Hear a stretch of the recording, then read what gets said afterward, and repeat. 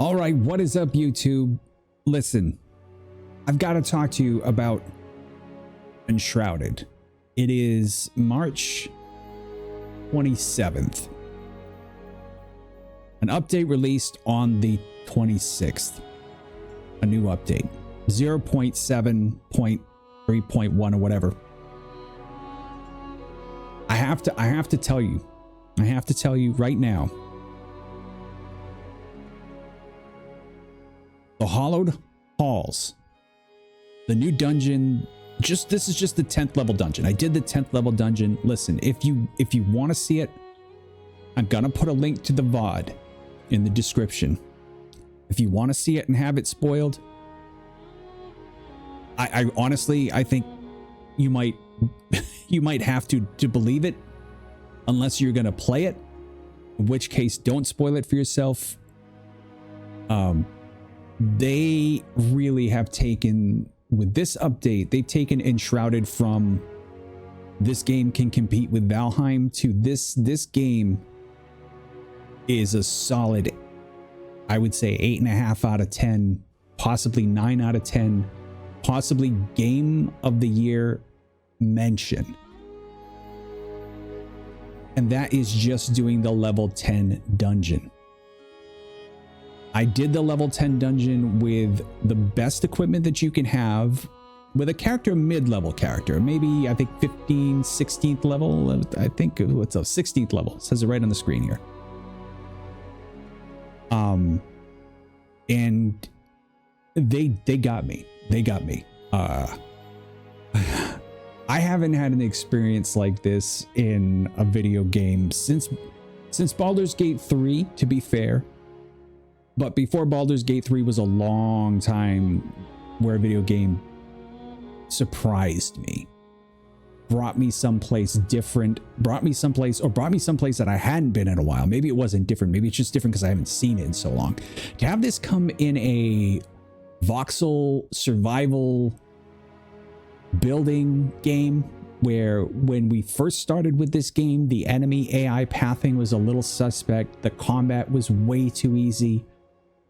And honestly, up into a certain point of the Hollowed Halls, I still felt I was in no danger. That all very rapidly changed at the end. And it's not a boss fight. I will tell you that. It's not a boss fight that changed it. But something has fundamentally changed in this game. And I don't know if they had this planned all along. I don't know if this was their design. I know that the level 10 dungeon I had found before and there was no way to get into it. And I was like, oh, you know, maybe this is later content. Well, they've refaced it. It's still in the same spot. It still looks the same. It's a slightly different textures and so on. Then you get to go into it. It looks pretty good, you know, and it's vast. It's big. It's expansive. It's a lot. And you know, the puzzles are puzzles. They're okay. The enemies at first you're going you're like, this is kind of cool because you're fighting. It's a different feel. It's a different feel, but you still don't feel scared.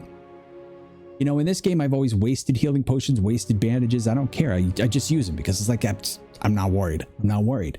Half the time I don't even use food. I don't rest properly. I don't set up the adventure the way that I should. I don't go out and I don't prepare. I mean, I went into this with a full backpack of just crap from the last time because you know, it's like, oh, I forgot. Yeah, I should probably be looting more stuff. The end of it, I had made a serious miscalculation and I should not have survived. And if you don't survive, I think you reset. I think you legit reset. I don't think you get to start where you left off, to be fair. Let's put it this way. For a solo character, this was all I could handle. A level 10 dungeon with a level 16 character with max gear for the game at this point. I had all I could handle.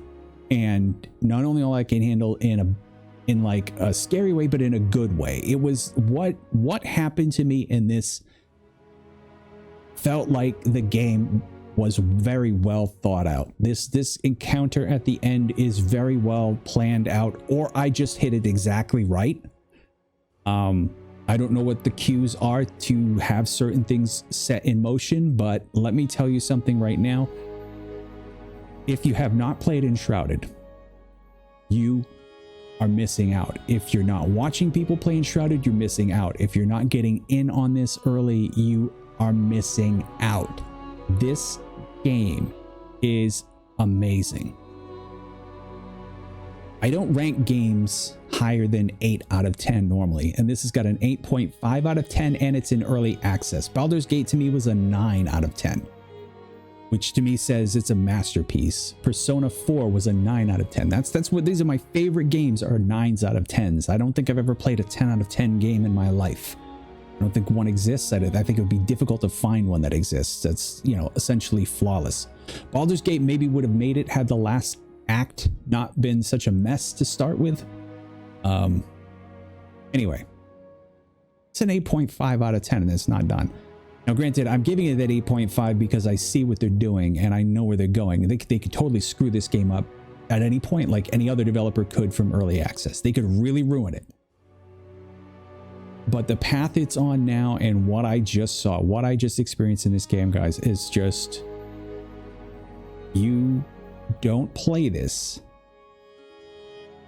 you're missing out. That's the only thing I can say. Now granted, there are certain people that will not enjoy this style of game, but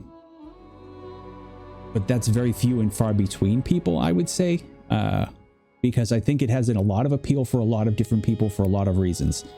And I am not the type of person that loves combat, but I love what just happened to me in this combat setting. Part of the reason I like this game is because it's easy, quite frankly, right? But this kind of slapped me in the face and said, you think we're easy?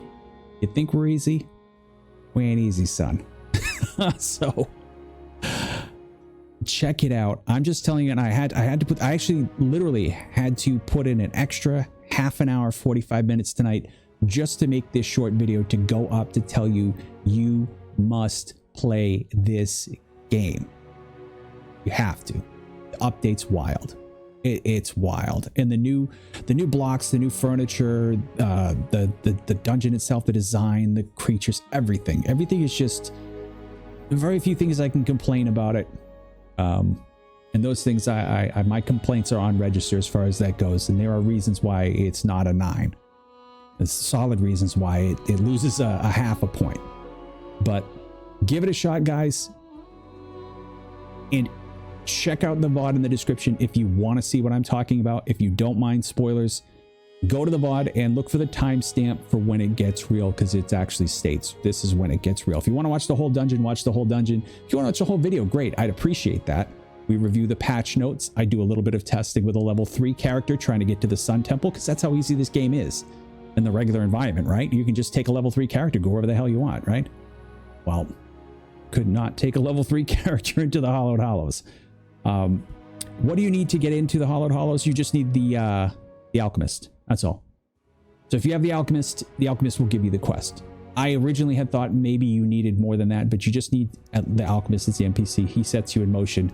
You can go right to it, and it's in an easy to get to area. So pick up the game, get to that point where you're about level 10 to level 15, get the best gear that you can, get real solid, get real ready for this, get that Alchemist, get that quest, and go check out the Hollow Halls, because it's freaking nuts, dude. It is nuts.